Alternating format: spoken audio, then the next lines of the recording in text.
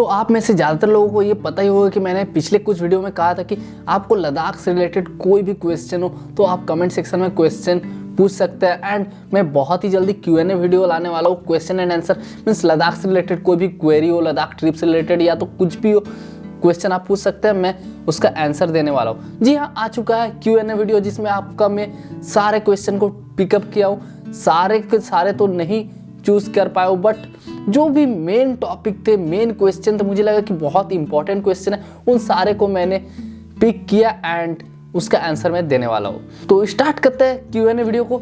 सबसे पहला कमेंट पे आते हैं, टोटल अमाउंट कितना लगा पेट्रोल में पूरे ट्रिप के दौरान।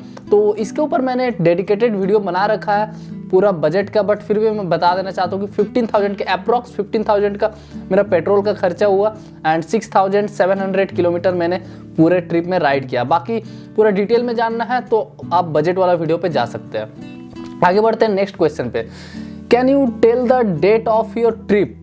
तो ये क्वेश्चन बहुत ज़्यादा इंपॉर्टेंट है। क्यों, वो मैं बताता हूँ सबसे पहले। क्योंकि बहुत से जो भी राइडर है वो लद्दाख निकलने के लिए डेट मीन वो सोचते हैं कि एक्चुअल कौन सा डेट में जाना ज़्यादा बेटर होगा, कौन सा टाइम में, मई में, जून में, जुलाई में, अगस्त में। तो मेरा कौन सा टाइम था वो मैं बताता हूँ। 18 मई को मैं घर से निकला था एंड उसके बाद मैं ऑलमोस्ट 7 डेज में एंट्री करने वाला था लद्दाख जिस्पा से। जिस्पा के बाद बारालाचा पास, उसके बाद बंद हो गया बारालाचा पास, तो मैं फिर वापस घूम के एंट्री करना 10th डे मैंने लद्दाख में एंट्री किया श्रीनगर साइड से। यानी कि 28 मई के आसपास मैंने लद्दाख में एंट्री किया था, बट 18 मई को मैं घर से निकला था। इसके बाद आगे बढ़ते हैं। ये क्वेश्चन मस्त भाई, पॉटी कहाँ करते थे भाई। तो देखो, एज ए ट्रेवलर ये शर्माने वाली कोई भी बात नहीं है। पॉटी कहाँ करते थे भाई, देखो अगर आप मेरी तरह ट्रैवल करना चाहते हैं तो आपको पेट्रोल पंप बहुत ही आसानी से मिल जाता है। पेट्रोल पंप में आप कर सकते हैं, सारे पेट्रोल पंप में आपको टॉयलेट का सुविधा मिल जाता है एंड पीने का पानी का भी सुविधा मिल जाता है सारे के सारे पेट्रोल पंप में। तो पेट्रोल पंप आपके लिए बेस्ट चॉइस है। रास्ते के साइड में कहीं भी पेट्रोल पंप मिले वहाँ पे आप कर सकते हैं, फ्री ऑफ कॉस्ट है, कोई दिक्कत नहीं है।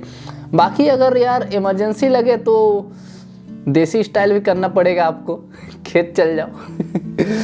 ठीक है, आगे बढ़ते हैं। अब भाई CV साइन लेके जा सकता हूँ, आराम से जा सकते हो भाई, कोई दिक्कत नहीं है। बस थोड़ा सा पेशेंस रखना पड़ेगा लद्दाख में जहाँ पे हाई एल्टीट्यूड वगैरह हो गया। उसके बाद आगे बढ़ते हैं भाई, Q&A वाले वीडियो में बजट के साथ साथ क्या क्या सामान कैरी किया है वो भी बताना।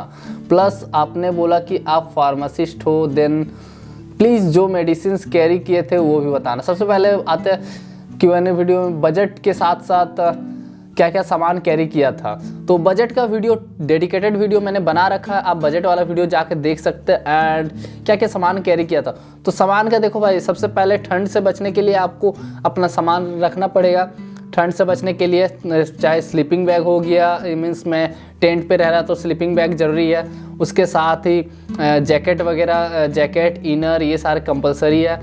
एंड अगर आप खुद से कुछ बना के खाना चाहते हो तो फिर जैसे मैंने रखा था तो उसमें से आप ब्यूटेन गैस रख सकते हैं, बर्नर रख सकते हैं। बाकी ऐसा कुछ नहीं है। आप मैं वीडियो वगैरह करता हूँ तो कैमरा वगैरह रख लेता हूँ एंड यही सब सामान कैरी कर सकते हो। एंड ऐसा कुछ ये नहीं है। बाकी अगर आपको चाहिए सामान का, मैंने कौन कौन सा सामान कैरी किया था डेडिकेटेड वीडियो, तो आप कमेंट में बोलो यार, उसके लिए डेडिकेटेड वीडियो बनाने के लिए मैं तैयार हूँ।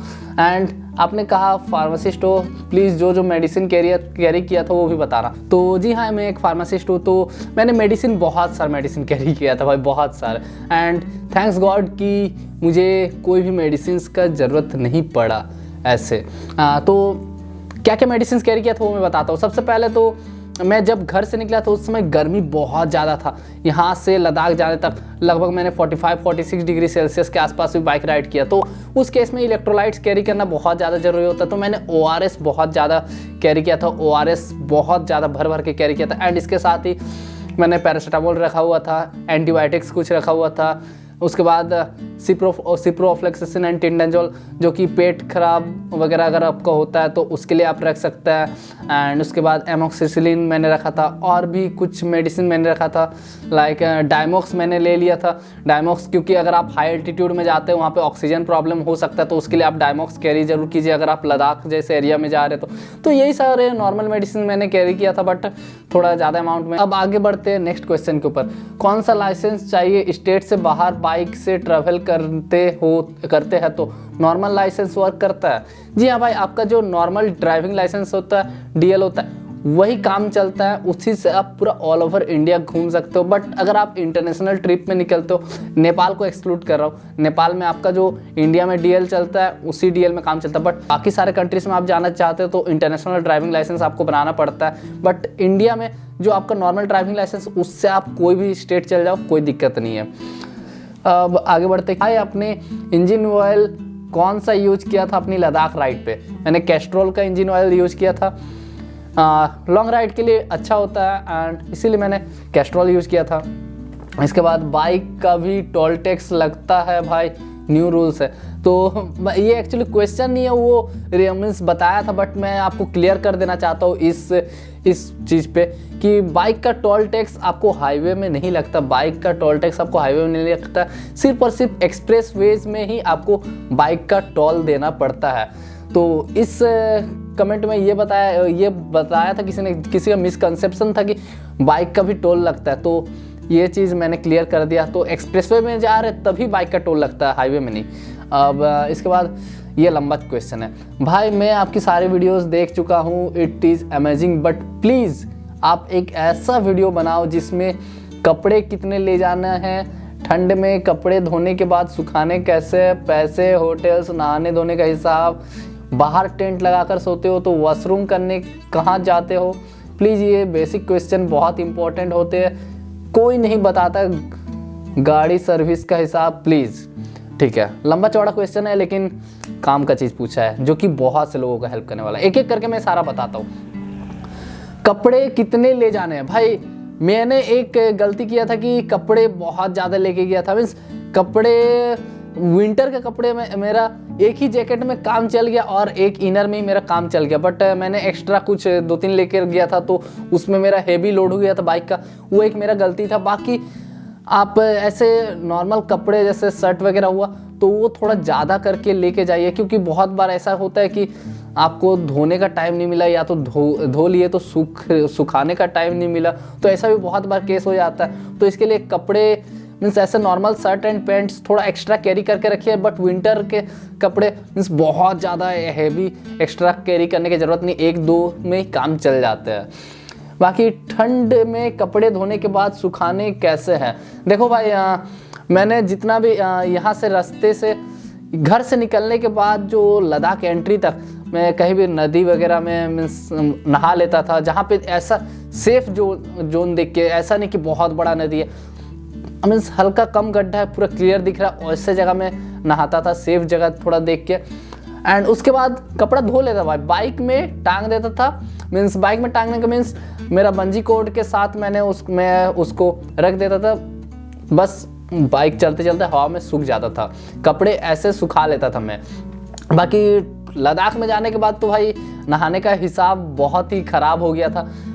पहले तो 3 दिन के बाद नहाया था, उसके बाद 5 दिन के बाद नहाया था, फिर अगला 5 दिन के बाद में, क्योंकि नहाने का कोई सीन ही नहीं बन रहा था। एक तो इतना ठंडा था, उसके बाद मीन्स आप समझ सकते हो एकदम नेक्स्ट लेवल ठंडा था, तो लद्दाख में सुखाने का कोई हिसाब ही नहीं था मेरा। इसके बाद पैसे का मैंने बजट के एक वीडियो बना रखा। होटल्स मैंने एक भी नहीं लिया था, सारे के सारे टेंट में पूरे रात गुजारा था, 20 days on road. After then नहाने धोने का हिसाब, नहाने धोने का मैंने बता दिया। ऐसे रास्ते में ज़्यादा तो मैंने घर से पूरा देख रखा था कौन से रास्ते में कहाँ नदी आ रहा, तो नदी कहीं भी आता है तो मैं पहले देखता था कि वहाँ पे लोग नहा रहे नहीं नहा रहे, कितने लोग नहा रहे, एंड साथ ही वहाँ पे कितना गड्ढा है पहले वो भी देख लेता था, सेफ्टी मेजर्स। तो ये सारी चीज़ देखने के बाद अगर मुझे सही लगा तभी मैं वहाँ पे नहाता था। तो ये नहाने धोने का हिसाब। बाहर टेंट लगाकर सोते हो तो वॉशरूम करने कहाँ जाते हो? भाई पेट्रोल पंप सबसे बेस्ट ऑप्शन है, पेट्रोल पंप, या तो ढाबा में भी आप जा सकते हैं, ढाबा में भी फ्री ऑफ कॉस्ट आपको मिल जाता है। बट मैं आपको रिकमेंड करूँगा यार पेट्रोल पंप में जाओ, बहुत साफ़ सुथरा रहता है, ये ज़्यादा बेटर ऑप्शन रहेगा। या तो भाई इमरजेंसी कंडीशन में आप बाहर भी जा सकते हो, समझ रहे हो, देसी स्टाइल में। तो एज ए ट्रैवलर ये सब बेसिक क्वेश्चन है, तो इसमें शर्माने वाली कोई बात नहीं है। गाड़ी सर्विस का हिसाब ये भी मैंने बजट वाला वीडियो में बता रखा है, तो ये इस क्वेश्चन ने काफ़ी टाइम ले लिया, अब अगला में पढ़ते हैं। हाय, आपको सांस लेने में दिक्कत हुई, कौन सा मेडिसिन कैरी करना है? मैं लद्दाख बाइक राइड के बारे में सोच रहा हूँ। तो अगर आप हाई एल्टीट्यूड के लिए मेडिसिन पूछ रहे तो डायमॉक्स बेस्ट मेडिसिन है, डायमॉक्स आप लेके जाइए। अगर आपको ऐसे सांस लेने में प्रॉब्लम होता है तो आप डायमॉक्स यूज कर सकते हैं, बट मुझे ऐसा कोई भी प्रॉब्लम नहीं हुआ, मुझे यूज करने की ज़रूरत नहीं पड़ा, बट मैं लेके गया था डायमॉक्स को। इसके बाद ब्रदर, लो सीसी बाइक्स हमेशा कैपेबल है लॉन्ग राइड्स में, ओनली बाइक को ज़्यादा प्रेशर नहीं देना चाहिए, everything is possible. Brother, engine heating का कोई इशू आया तो नहीं, इंजन हीटिंग का ऐसा कोई इशू नहीं आया, क्योंकि मैं बाइक को प्रॉपर रेस्ट दे रहा था। 60 to 80 किलोमीटर में, एवरी 60 to 80 किलोमीटर के बीच में लगभग आधा घंटा का बाइक को रेस्ट देने की कोशिश कर रहा था, ताकि बाइक प्रॉपर मेंटेन रहे। अगले नेक्स्ट पे बढ़ते हैं। आपके साथ अपाची वाला था, वो कहाँ है भाई? तो एक्चुअली वो मेरे साथ नहीं निकला था, वो मैं उसको जानता भी नहीं था। लद्दाख में जिस दिन मैं लद्दाख एंट्री किया उसी दिन वो मिला था, वो भी सोलो राइड पे निकला था, तो हम डुओ हो गए थे, 3 दिन साथ में थे। एंड उसके बाद उसका कुछ अलग प्लान था, पैंगोंग के बाद मेरा कुछ अलग प्लान था, तो उस जगह से हम अपने अपने रास्ते चल गए, तो ये भी क्लियर। एंड नेक्स्ट है, हाई एल्टीट्यूड पे बाइक कैसा परफॉर्म कर रहा है? हाई एल्टीट्यूड पे देखो भाई, लो सीसी बाइक है, ऊपर से इतना पुराना, तो थोड़ा सा प्रॉब्लम तो देगा ही। खारदुंगला पास में बहुत बार बाइक बंद भी हो गया था, दिक्कत हुआ था, मुझे लगा कि गया, बट फिर किसी तरह मैंने ऑन किया, मैनेज किया। एक बार ऐसा भी हो गया था कि बाइक ऑन ही नहीं हो रहा था, मैंने डाउन, फिर बाइक को घुमा के बाइक को डाउन मार के मैंने ऑन किया, फिर चढ़ाया। तो ऐसा भी कंडीशन आया था कि बाइक परफॉर्मेंस तो थोड़ा सा लो मिलेगा, थोड़ा सा ख़राब, थोड़ा नहीं बहुत ज़्यादा ही ख़राब आपको देखने को मिलेगा, बट अगर आप मैनेज कर सकते हो तो आप मैनेज कर लोगे। हाँ, बाइक का परफॉर्मेंस ख़राब मिलेगा। Next, I am planning for 590 kilometre ride with passion plus bike, is it possible in 1 day? Of course यार, ऑफकोर्स पॉसिबल, बस आपको बाइक को प्रॉपर रेस्ट देना है। एटलीस्ट आप ट्राई कीजिए कि 80 किलोमीटर में बाइक को आधा घंटा का लगभग रेस्ट दीजिए, एंड 80 किलोमीटर पर आवर से ऊपर ना लेके जाइए बाइक को, क्योंकि आप लॉन्ग राइड पे निकल रहे हो, तो ऐसे लो सीसी बाइक को उतना ज़्यादा हाई स्पीड में मत लेके जाइए, ये मेरा सजेशन रहेगा। बाकी नेक्स्ट बढ़ते हैं। मनाली से आगे परमिट लगा था क्या या नहीं जिस्पा? तो देखो, ना आपको मनाली से परमिट लगता है, ना आपको जिस्पा से परमिट लगता है। कहाँ से परमिट लगता है वो मैंने लद्दाख मैप वाला वीडियो में ऑलरेडी बता चुका, बट यहाँ पे मैं एक छोटा सा बता देता हूँ हल्का सा। आप ढा, हानू, बटालिक ये रीजन में जाना चाहते हैं तो उधर लगता है, या तो आप चाहते हैं हुंडर, या तो Siachen base camp, Turtuk, Tyakshi, Thang, and अगर आप हानले, डेमचौक, उमलिंगला ये सारे चीज़ की तरफ जाने चाहते हैं तो उधर भी परमिट लगता है। तो जो भी बॉर्डर एरिया है इनर लाइन परमिट में आ जाता है, उसमें परमिट लगता है। इधर कोई परमिट का सीन नहीं है, आप चाहे श्रीनगर होते हुए ले जाइए या तो जिस्पा होते हुए, मनाली जिस्पा होते हुए ले जाइए, इधर आपको परमिट का ज़रूरत नहीं है। नेक्स्ट, जय हिंद भैया, जय हिंद। वीडियो एडिटिंग सॉफ्टवेयर कौन सा यूज करते हो? मैं Adobe Premiere Pro. And background music कहाँ से लाते हो? थैंक्स। तो बैकग्राउंड म्यूजिक का आप यूट्यूब का म्यूजिक लाइब्रेरी से आराम से, यूट्यूब का ऑडियो म्यूजिक लाइब्रेरी से आराम से डाउनलोड कर लीजिए, वहाँ पे कोई कॉपीराइट का सीन नहीं है, कॉपीराइट नहीं लगता है। मैं पहले नॉन कॉपीराइट म्यूजिक चैनल से, यूट्यूब चैनल से डाउनलोड करके यूज करता था, बट उसमें बहुत सारे कॉपीराइट का सीन होने लग गया, आजकल बहुत सारे क्लेम आने लग गए, तो अभी मैं यूट्यूब लाइब्रेरी से ही डाउनलोड करता हूँ। उसके बाद नेक्स्ट, कोई इंजन में सेटिंग करवाई थी आपने, जैसे एयर पेट्रोल की सेटिंग, क्योंकि मैं अपने पैशन से जाना चाहता हूँ। तो भाई ऐसा कोई सेटिंग मैंने लद्दाख जाने तक नहीं किया था, बट खारदुंगला चढ़ाने से पहले थोड़ा सा कार्बोरेटर में थोड़ा सा सेटिंग करवा लिया था। मीन्स वो जनरली होता है कि आपका ऑक्सीजन पास होने में ऐसा थोड़ा दिक्कत करता है, कार्बोरेटर में अगर जाम रहता तो उसी को मैंने क्लियर करवा लिया था, बस उतना ही। ऐसा कोई सेटिंग वाला कोई सीन नहीं है। आप भी चाहे तो करवा सकते हैं। खारदुंगला वाला वीडियो आप देखेंगे तो वहाँ पे आपको क्लियरली पता चल जाएगा मैंने क्या करवाया था क्या नहीं। नेक्स्ट, भाई अपनी बाइक का क्या नाम रखे हो? बाइक का नाम रखने की क्या ज़रूरत है भाई, अपना पैशन है तो पैशन लेके निकल जाते हैं। दैट मीन्स अपना बाइक का नाम भी पैशन ही है। पैशन प्रो बाइक है लेकिन नाम भी पैशन ही है। पैशन है इसलिए तो अपना पैशन से निकल जाते हैं। नेक्स्ट, अप्रोक्सीमेटली कितना वेट होगा बाइक पर? मेरा लगेज का ही अगर मैं मिला दूँ तो लगेज का 45-50 के आसपास होगा।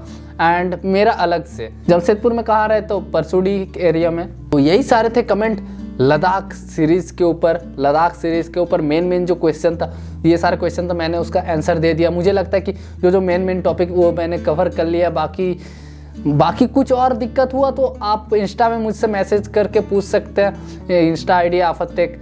बाकी बस वीडियो एंड करते हैं, लद्दाख सीरीज़ ख़त्म करते हैं। लद्दाख सीरीज़ ऑलरेडी ख़त्म हो चुका था बट और भी कुछ वीडियो जो इंपॉर्टेंट वीडियो था डालना बाकी तो मैंने डाल दिया। एंड देखते हैं आगे कहीं और ट्रिप में।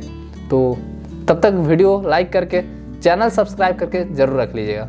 चलो बाय।